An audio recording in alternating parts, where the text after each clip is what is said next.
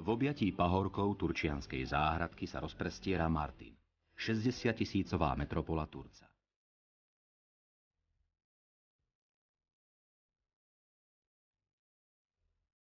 V súčasnom období je dynamicky sa rozvíjajúcim moderným mestom, ktoré sa snaží nadväzovať na svoju slávnu minulosť a bohaté tradície.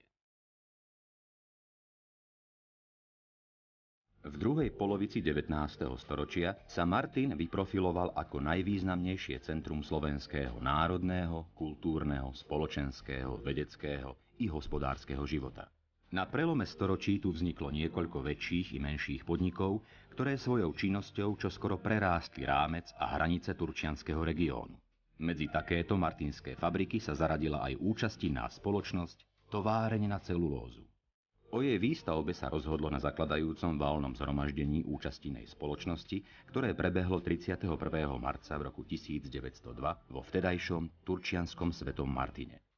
Jedným zo záverov tohto valného zhromaždenia akcionárov bola i dohoda, že závod bude v prevádzke 50 rokov.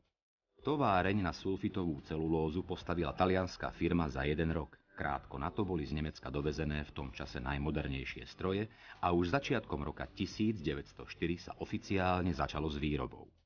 Dostupné archívne pramene uvádzajú, že martinská celulózka prešla v prvých rokoch svojej existencie zložitým vývojom.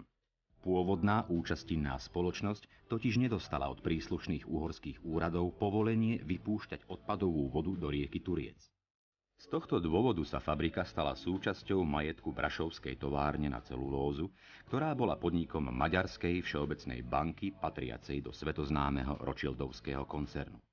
Prioritou Brašovskej továrne bolo neustále zvyšovanie výrobných objemov a preto sa osobitná pozornosť venovala technickému rozvoju výroby.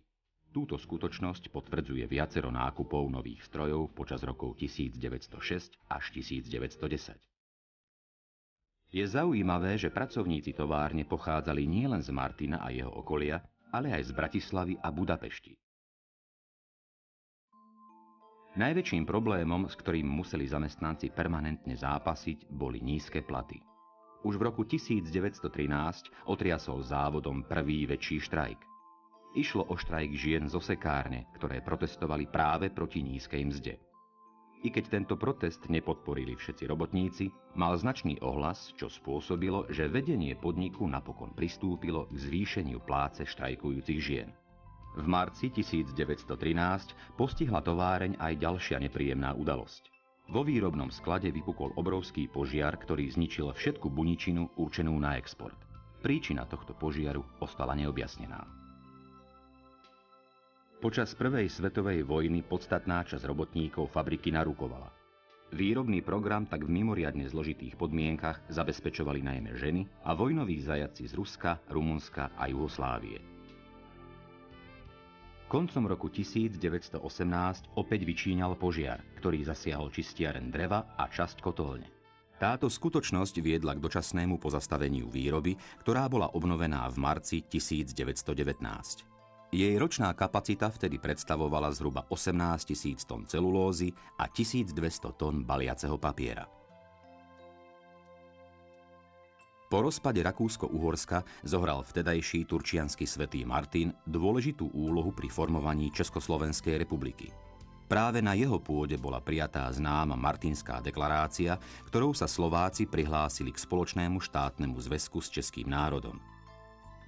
Výsledkom novej reality bola aj skutočnosť, že v roku 1924 predala Maďarská úverová banka martinskú celulózku za 15 miliónov korún domácim podnikateľským subjektom. V zápätí sa pristúpilo k dôkladnej rekonštrukcii strojového parku, čo malo zásadný vplyv na ďalšie zvýšenie výrobnej kapacity. V tom čase už podnik produkoval aj nebielenú buničinu, lepenku a papier. Prehlbovanie výroby prostredníctvom premyslenej investičnej politiky pokračovalo i v nasledujúcom období. Roky veľkej hospodárskej krízy nemilosredne zasiahli aj do činnosti martinskej celulózky. Situácia na svetových trhoch sa neustále zhoršovala a dramatizovala, cena celulózy prudko klesala. V marci 1932 boli vlastníci závodu nútení zastaviť výrobu a 500 robotníkov tak stratilo svoju prácu. Ešte predtým, v apríli 1930, postihla táto smutná skutočnosť 150 pracovníkov. Následkem nedostatku odbytu papírových výrobků byla správa továrny nucena snížiť výrobu celulózy a propustiť z té příčiny 90 dělníků. Dovolujeme si vám úctivo sdeliť, že pre nedostatok objednávok nútení sme našu výrobu zredukovať s následkom toho počnúc od 15. apríla 1931 asi 150 robotníkov prepustiť. Upravuje vás okresný úrad, aby ste prepustili vopred všetkých cudzích zamestnancov a tých, ktorých štátna príslušnosť je sporná, a týchto nahradili robotníkmi, ktorí sú živiteľmi rodín. Situácia dospela až do takého štádia, že hrozila úplná likvidácia podniku. Na záchranu celulózky sa dokonca konal mohutný verejný protest, ktorý zvolalo okresné zastupiteľstvo a na ktorom sa zúčastnilo 1600 ľudí. Výroba sa potom obnovila v roku 1934, avšak pre nedostatok surovín začal podnik normálne fungovať až v marci 1936. Na sklonku 30. rokov minulého storočia sa v dôsledku prúdenia veľkých investícií zvýšila produkcia výroby v porovnaní s rokom 1927 až o 18%. Počas vojnovej Slovenskej republiky sa celulózka dostala do majetku Spolku pre chemickú a hutnú výrobu. V dôsledku rôznych mobilizácií musela značná časť robotníkov z podniku odísť, čo sa výrazne podpísalo pod následné obmedzenie výroby. Po vypuknutí povstania posilnilo rady povstalcov niekoľko desiatok pracovníkov závodu.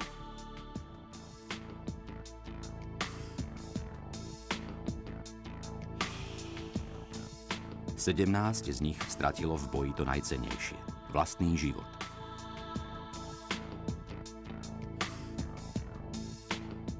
Na jeseň 1944 sa továrne zmocnili Nemci, ktorí tu opravovali svoje automobily a tanky. Ustupujúci fašisti odmontovali určité strojné zariadenia, ktoré sa dostalo až do Čiech, do Sušíc.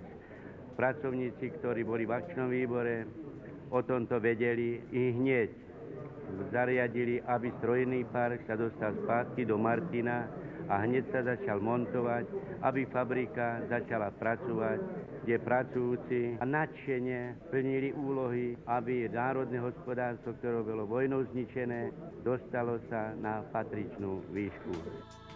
Zásluhou obetavého úsilia pracovníkov a nezištnej pomoci ostatných turčianskych podnikov i okresných funkcionárov sa na jeseň 1945 podarilo aspoň čiastočne sprevádzkovať výrobu nebielenej celulózy a viacdruhového baliaceho papiera.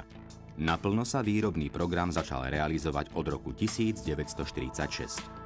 Veľký povojnový dopyt po nebielenej buničine v zahraničí viedol k tomu, že až 50% produkcie sa exportovalo do západnej Európy. Na martinskú nebielenú buničinu túžobne čakali aj slovenské fabriky, ktoré plánovali spustiť výrobu rôznych papierenských produktov.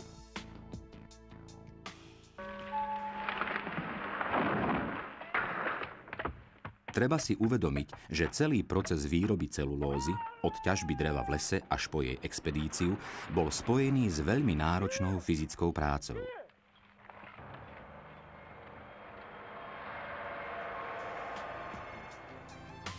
Po roku 1948 dochádza k mnohým zásadným rekonštrukčným prácam a zmenám. Osobitná pozornosť je venovaná zabezpečeniu nevyhnutných energetických zdrojov ako základného článku výroby či aplikácií parného kotla Lamont, ktorý bol dodaný v rámci reparácií ako náhrada za vojnou spôsobené škody.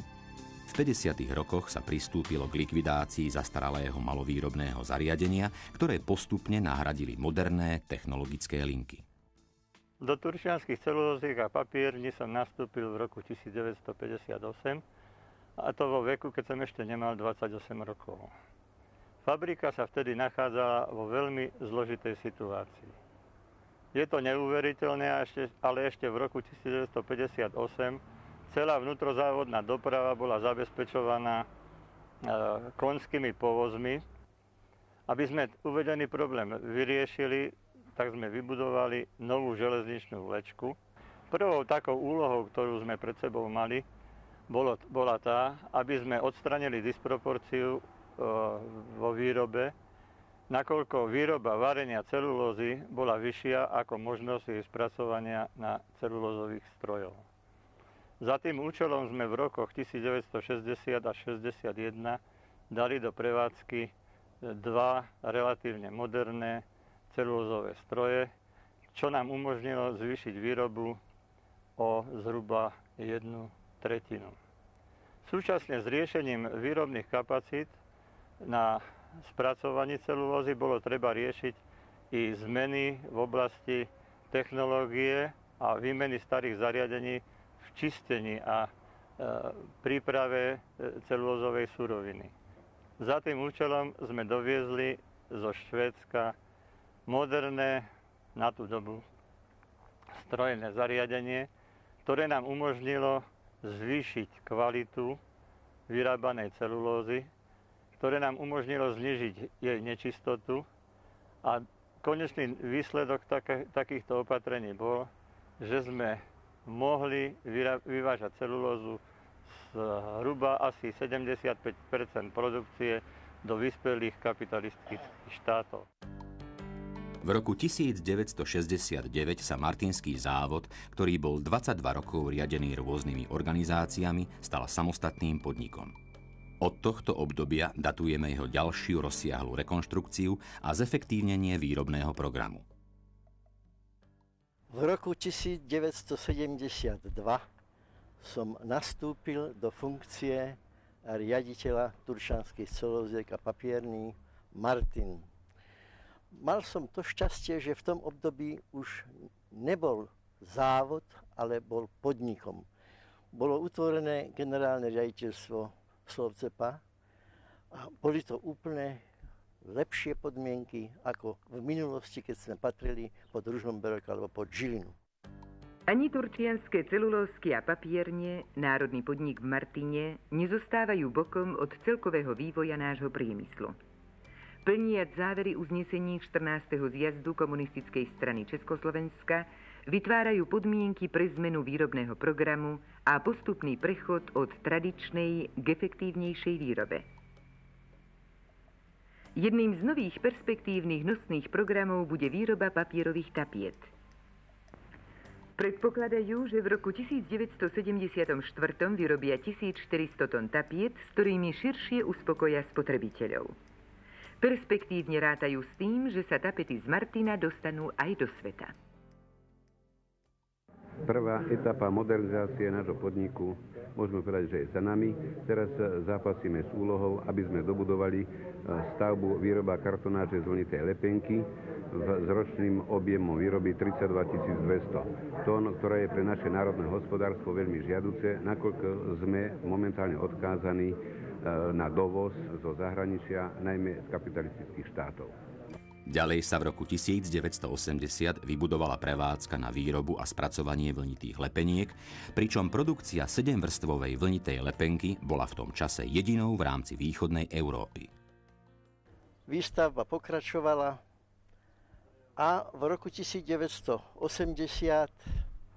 sa prakticky odstavila stará klasická výroba, ktorá bola nerentabilná a platili sme pokuty za znečisťovanie vodného toku Turiec až vo výške 15 miliónov ročne. Pri odovzdaní funkcie v roku 1984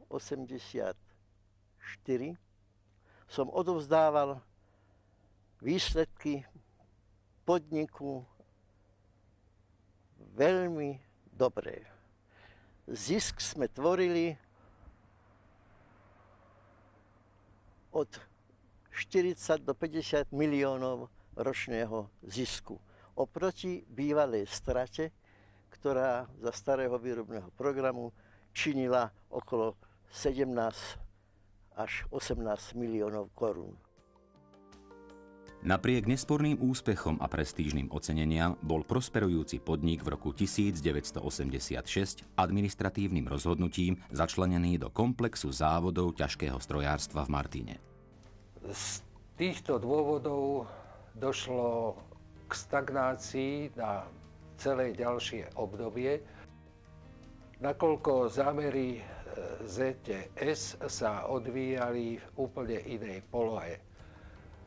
Snahou generálneho riaditeľstva ZTS i podniku ZTS v Martine bola likvidácia výroby tapiet, vlnitej lepenky i kartonáže.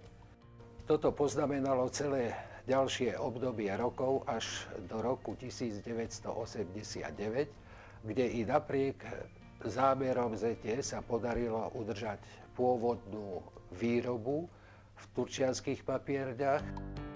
Po zložitých peripetiách sa napokon 1. júla 1990 stal závod opäť samostatným a vrátil sa k predchádzajúcemu názvu Turčianske papierne, štátny podnik.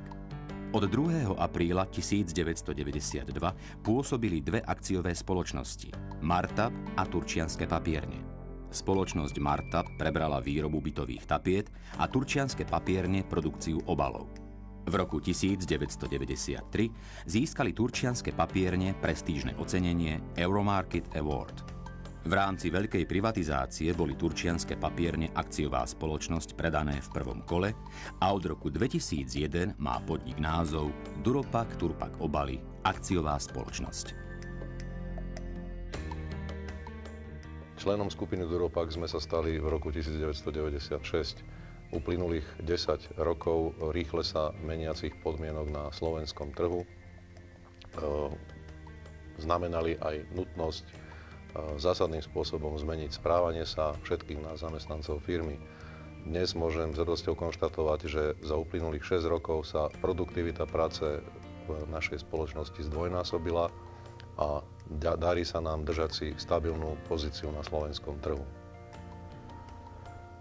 Vďaka pozitívnym výsledkom hospodárenia to v praxi znamená, že sme sa dnes stali plnohodnotným členom skupiny Duropak, ktorá v stredoeurópskom regióne v 7 závodoch v krajinách Nemecko, Rakúsko, Slovinsko, Čechy, Maďarsko a Slovensko zamestnáva takmer 1500 pracovníkov a ročne vyrobí 250 000 tón obalov z vlnitých lepeniek. Žijeme z úspechov našich zákazníkov a tomu je podriadená celá naša činnosť. Tieto úspechy dosahujeme vďaka tímovým riešeniam všetkých problémov a všetkých náročných úloh, ktoré pred nami stoja. Za našu najväčšiu devízu považujeme motivovaných, kvalifikovaných a stabilizovaných spolupracovníkov, ktorí naozaj podávajú veľmi dobré výkony. To všetko smeruje k cieľu mať spokojného vlastníka a spokojných akcionárov, čo je základný predpoklad stabilnej pozície Duropaku na slovenskom trhu.